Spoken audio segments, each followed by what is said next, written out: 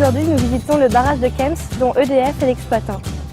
On nous a d'abord sensibilisés aux règles de sécurité, notamment au port du casque et au gilet de sécurité. On nous a fait visiter le barrage et l'usine et présenter l'ensemble des métiers que regroupent ces sites. Vous pouvez me suivre, s'il vous plaît? Donc à 5 km en amont, vous avez un barrage. Et ce barrage va permettre d'amener le flux d'eau soit vers l'usine, soit vers le Rhin sauvage. Tous les ans, l'ENGES, dès la première année, organise un voyage d'études qu'on appelle voyage en milieu naturel et qui dure 4 jours et qui est l'occasion de montrer aux jeunes quels sont les enjeux et les acteurs de la gestion territoriale de l'eau. Donc c'est dans le cadre de ce voyage d'études que se situe la visite de Kems, qui permet d'aborder d'une part les aspects liés à l'hydroélectricité et à la gestion des écluses, mais aussi les aspects liés à l'environnement, notamment avec la visite de la passe à poissons et des actions de renaturation des milieux. Toutes ces thématiques seront bien évidemment développées tout au long des 3 ans de scolarité, notamment grâce à des interventions de M. Garnier d'EDF qui permettront d'approfondir ce qui a été vu aujourd'hui.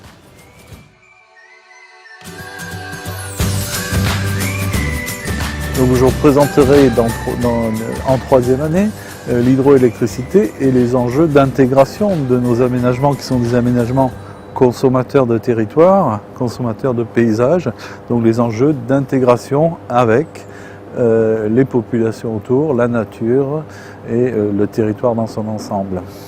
Une autre partie du partenariat que nous avons depuis 2013 avec l'ENGES nous a amené à prendre des apprentis. Et j'ai actuellement dans mon équipe un élève apprenti, donc depuis 3 ans, il vient de rentrer en 3e année.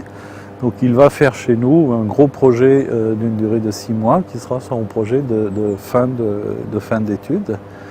Et on va essayer à l'amener à avoir tous les réflexes de l'ingénieur qu'on lui demandera d'avoir dans sa future vie professionnelle à EDF ou ailleurs.